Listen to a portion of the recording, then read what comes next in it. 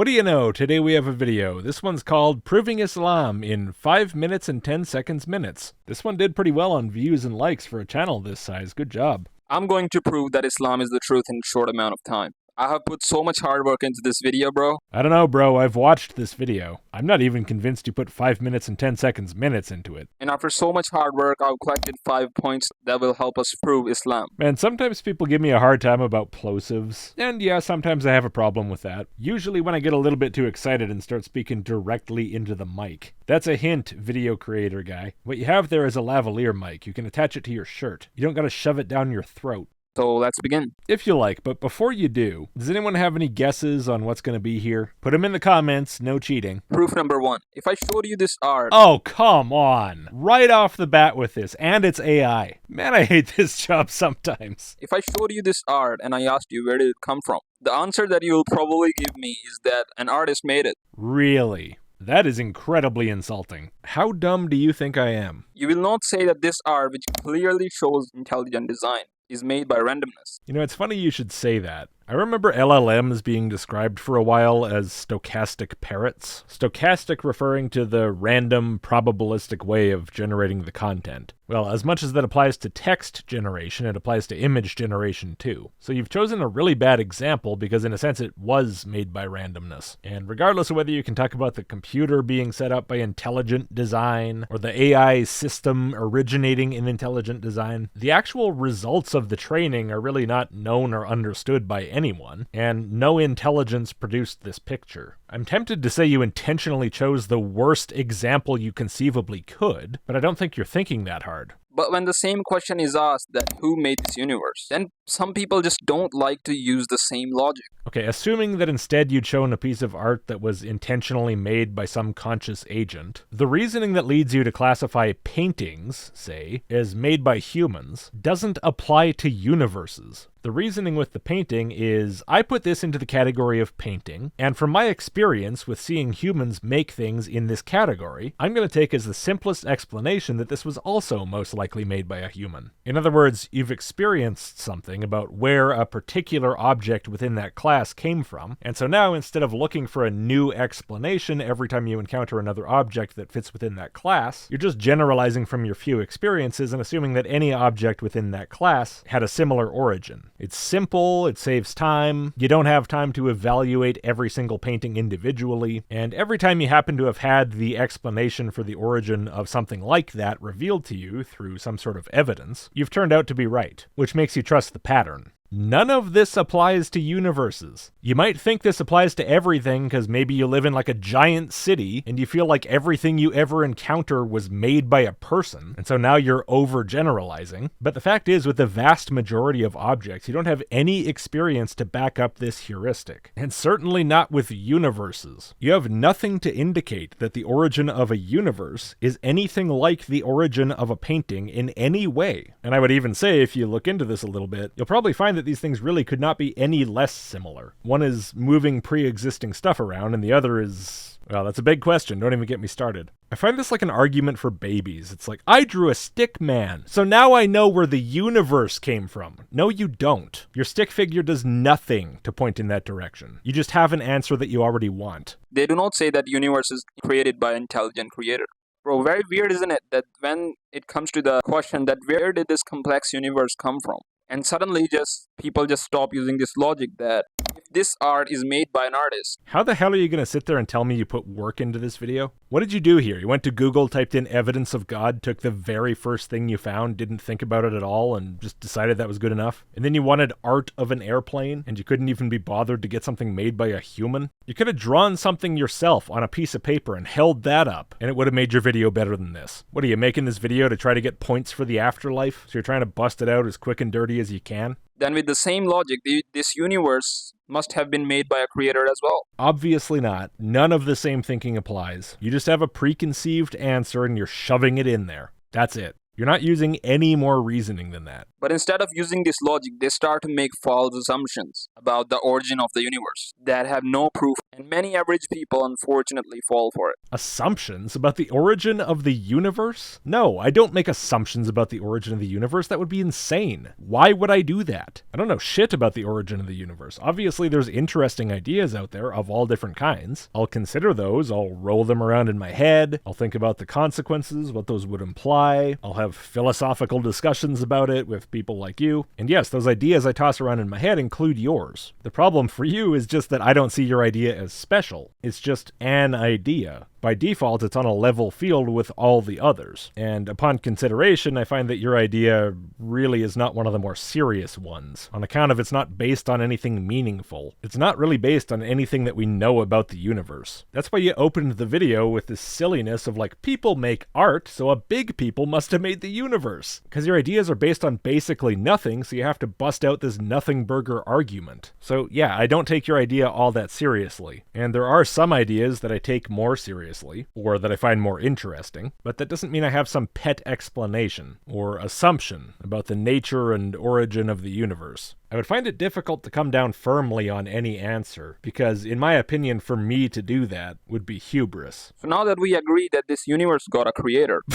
Wow. When did we agree that? You think it's just that easy? AI can crap out images, therefore the universe has a creator. That's obviously not gonna cut it. You know, I don't think you know what the word proof means, obviously, if you're using it in this context. And I also don't think you would know what the word evidence means, or explanation, or demonstration, or justification. If you think that flimsy of a point is going to settle an issue like this, I don't think you have a clue what you're doing. Then you might ask a question. Who created the creator? No, I probably wouldn't. The only time that would possibly come up is if you were special pleading for the creator. If you were trying to say everything must have an origin, except the creator because I said so. For example, physical reality had to come from somewhere. Why is there something rather than nothing? So it must need God, and God didn't have to come from anywhere. If you're not pulling that crap, I'm willing to accept for the purpose of discussion that the idea of the creator is that it doesn't have a creator of its own. Which leads me to the second proof, proving Islam. You might be wondering, how does this question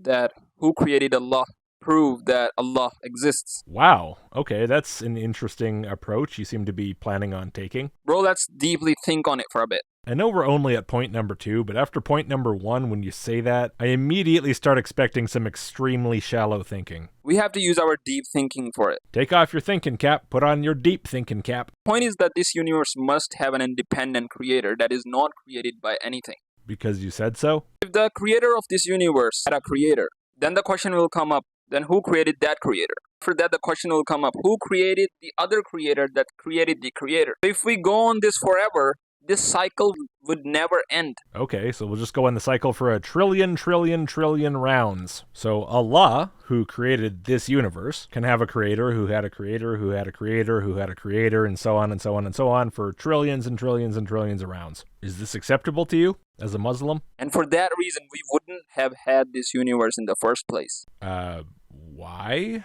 If these creators are timeless gods, they don't need to operate within time, so there could be an infinite line of them. And if they were operating in time, then that would really depend on what time is like. Whether the linear, constantly progressing in a straight line kind of seeming nature of time that humans assume from the potentially illusory nature of our experience is, in fact, the fundamental reality of time. If it is, then maybe you could have this argument. If it's not, then the door's wide open to an infinite past, and then there's really no problem at all. But again, that requires that you assume that creation is an act within time, which I'm not sure how Muslims tend to think about this. Christians tend to think about it as definitely not being that. God is a timeless entity. He doesn't have to act within time. He created time in the first place. The act of creation was the origin of time in the first place, therefore it could not have occurred in time. If you think something like that, then of course time has no relevance at all to the idea of gods creating each other, and therefore there being an infinite line of creation just isn't a problem. I mean, gods are clearly beings that operate within an infinite frame already. I don't see why this would be such a big leap. This dependent universe is a proof that all of the universe must have an independent creator that is not created by anything. Wait, when did we establish that the universe is dependent on something? You never even mentioned that up to this point, as far as I remember. You're just kind of sliding that in there. Maybe you read that somewhere in your couple of minutes of reading Muslim websites, and you thought it sounded good, so you wanted to say it even even though it really doesn't fit in the context that you've established. We agree that he is not created by anything. You know that the argument that you just gave, if I granted it in its entirety, doesn't establish that at all,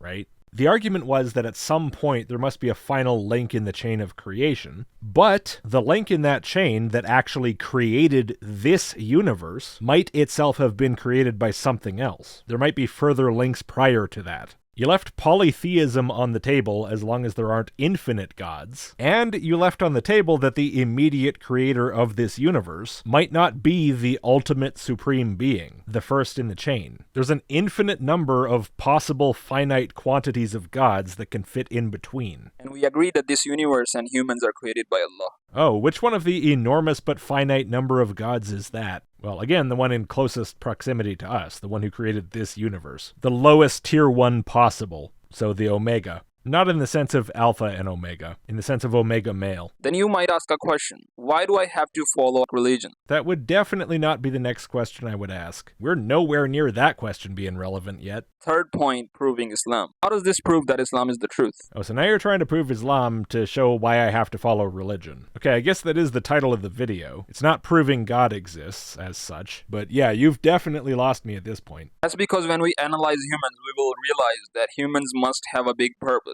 That's weird. Every time I analyze humans, I just find they have red stuff. What am I doing wrong? You might ask a question, why do humans must have a big purpose given by the creator of this world? No, I'm not really interested in the why. I'm also not really interested in where the purpose would come from. I want to stay focused on the more basic point, which is if you analyze humans, you find out that they must have a big purpose. What does that mean? Analyze how? By what analytical method are you determining this? Answer to that is the high level of abstract thinking and the critical thinking humans do. The presentation of this video is weird. You zoom in on your face while you're talking and then zoom out for the word do at the end, as if for some reason that word has some special relevance. It's very 2010 YouTube. I like it actually. I much prefer this type of video to the more professional stuff I find. I'm not being facetious either. I want to go back in time. Oh, and yes, I heard what you said. Humans think. So what? Choice to choose between right and wrong. They have the ability to choose to hurt others or please others.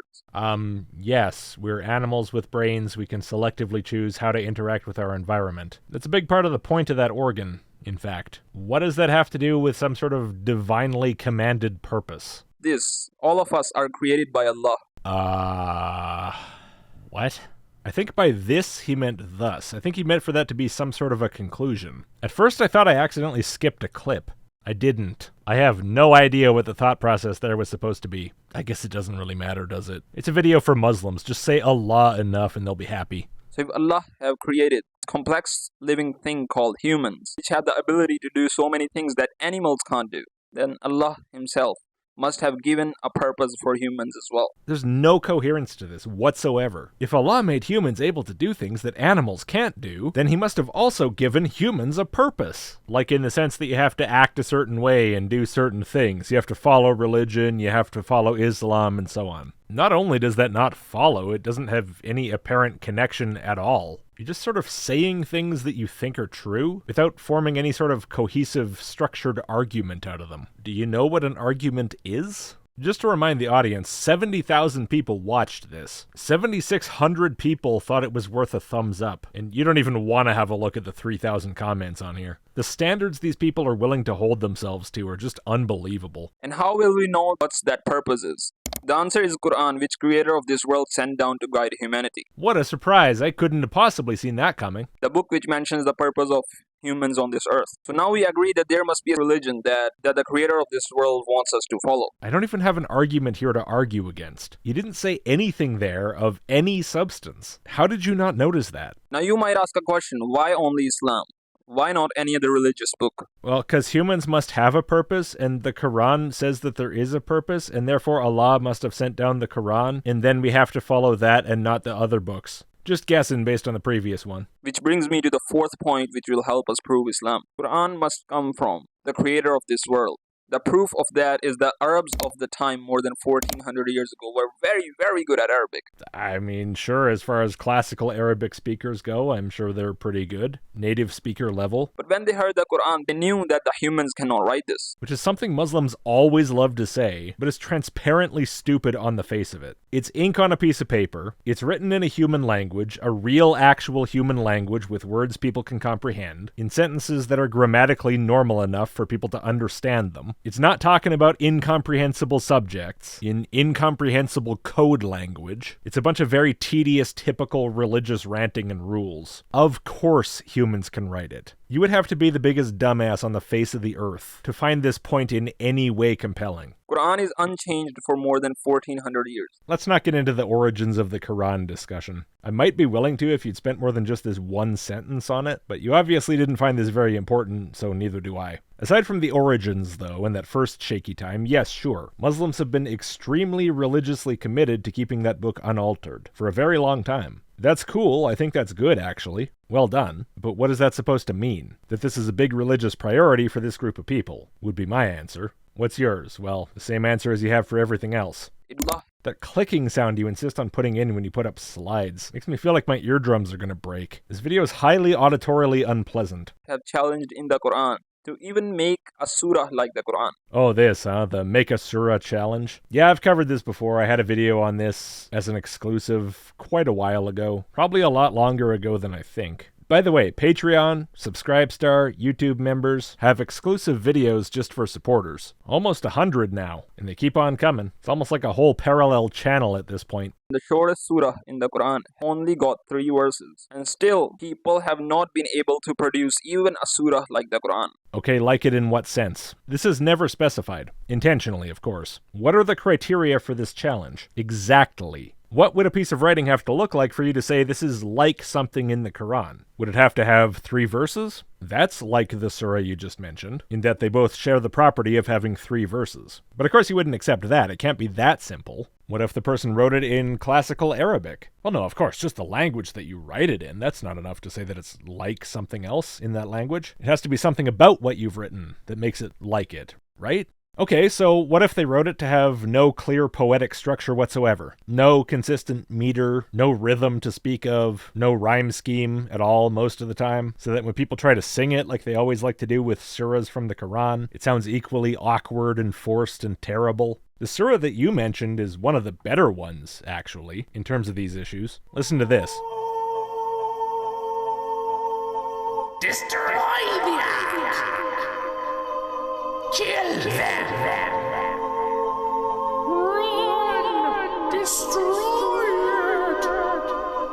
Down in front, motherfucker. That's not bad. That almost sounds kind of good. It sounds like it could have been originally intended to be poetic, to have some kind of flow to it. But now listen to this. God made sure that the ark was protected. The angel of the Lord stopped and repelled both the evil angels and the asteroids. Wow.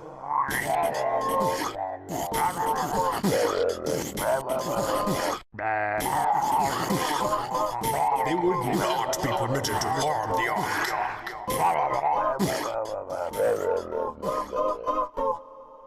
All the people and all the animals that did not go onto Noah's ark died. And the floodwaters covered the whole world. Fact.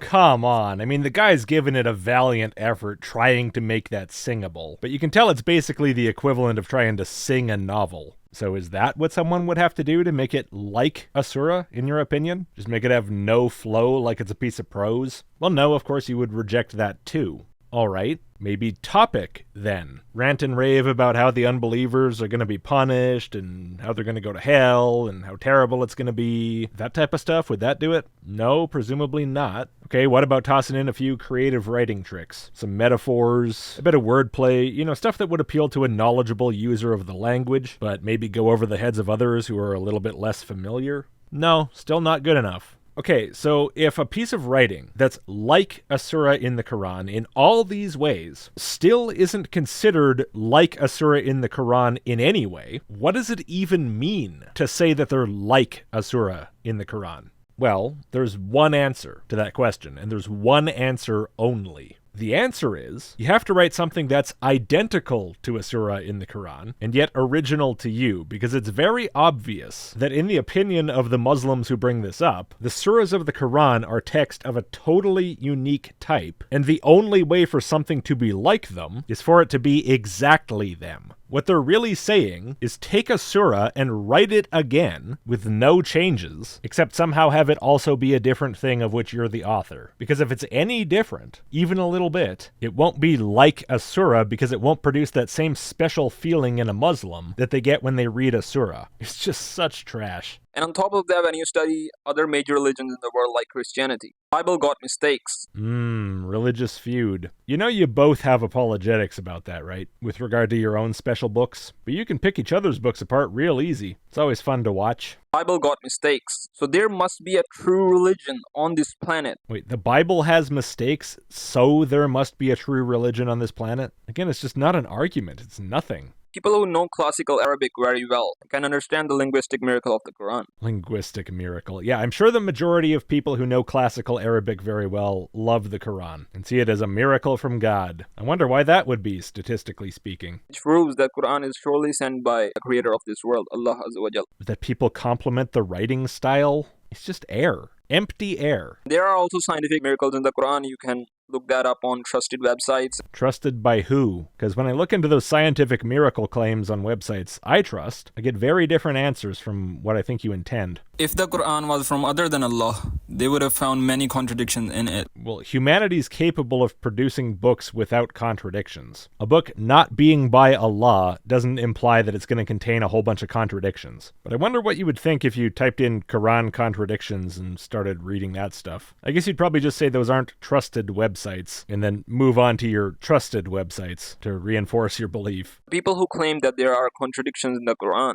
clearly are ignorant, and those people have been refuted. Yeah, there you go. They're a bunch of stupids. Ignore them. Very carefully. Also, you might ask a question that, what if Prophet Muhammad, peace and blessings be upon him, wrote the Quran or took someone's help in writing the Quran? You keep coming up with these questions I might ask, but so far they haven't been questions I was thinking of asking. Which brings me to the fifth proof, proving Islam. You should know that our Prophet Muhammad, peace and blessings be upon him, did not know how to read and write. So our Prophet, peace be upon him, could not have wrote the Quran. Okay, look, of course, for example, it can be the case that this whole story about how illiterate Muhammad was is itself bogus and just an element of the religious propaganda. That's possible, but I'm not going to assume that's the case. We'll just assume that he was illiterate. Who suggested that he literally wrote it himself? Like, he sat down and wrote it with his hand. No, the guy had people. He didn't need to do stuff himself. All he had to do was go, yeah, that sounds cool, write that down. And then his little helper would write that down however he felt was appropriate. That seems to me far more likely, and it doesn't require literacy on Muhammad's part. And it is not possible for our Prophet, peace be upon him, to took someone's help to write the Quran. Because in humans, no matter how much someone is good at Arabic, not even great Arabic poets have been able to produce even a surah like the Quran. And the shortest surah in the Quran, like I mentioned before, is only 3 verses. Back around to that, huh? Well, you see, the first time around, if someone wrote literally a surah from the Quran, they could do that and have it be original to them and have it end up as exactly that surah. So they could write a surah like a surah in the Quran because they would just be writing the surah. So there's no problem in that case. The problem only comes in later when the only thing you'll accept as being like a surah is the surah itself. So it must come from the creator of this world. This is your brain on Islam. I'd rather have the fried egg. This is your brain on drugs.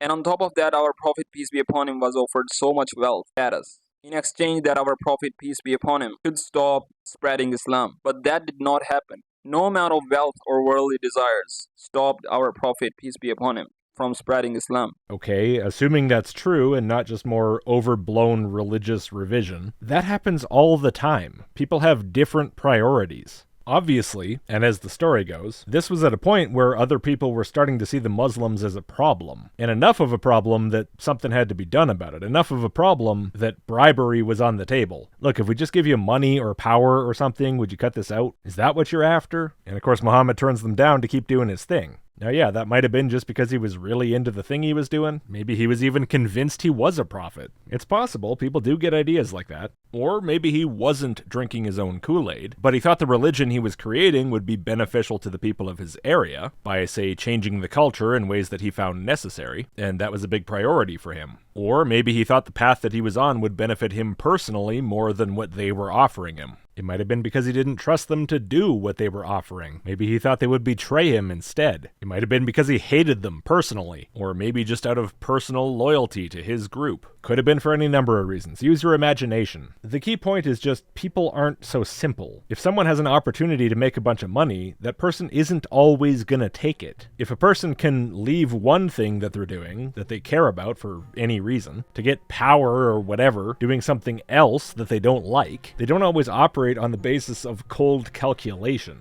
Humans aren't like that. We're fundamentally emotional. I could take this story exactly how Muslims want me to take it, questioning none of it, and all it would get me to is Muhammad behaved like a human. And then you want me to take that to mean something else about the truth of the religion and so on. Why? How? Which proves that our Prophet, peace and blessings be upon him, was surely sent by the creator of this world, Allah Azza wa Jal, for the guidance of humanity. Wait, a guy got offered money by his enemies, those dastardly polytheists who were trying to keep the Muslims down, and he said no, which is not that surprising of a response, and that's supposed to prove that Allah sent Muhammad to guide all of humanity, which again seems to have no connection to what you just said. Are there any proper arguments in this entire video? I guess the painting thing at the start, kinda. Anything else? Not much, if so. This has got to be one of the laziest videos I've seen in ages, and yet you're trying to tell me you put hard work into this. You didn't even put thought into this, let alone work. So with that point, I want to say that you can see that I make these videos for free. And these videos take so much time, effort, and energy. No, they do not. You're parroting back a few things you heard in some junky Islamic apologetics. You didn't put a second of thinking into any of it. You didn't even set up proper lighting. The most effort you put in here was setting up the microphone and hitting record. You are so full of it, man. Anyway, that's all for that. Thank you for watching. If you would, before you go, please do give the video a like and click subscribe if you haven't. And if you like the channel, maybe consider supporting. A few bucks a month or per video is enormously helpful, and huge thanks to all of my supporters who've already made that choice. For early access, email list.logicked.com, and I'll see you next time.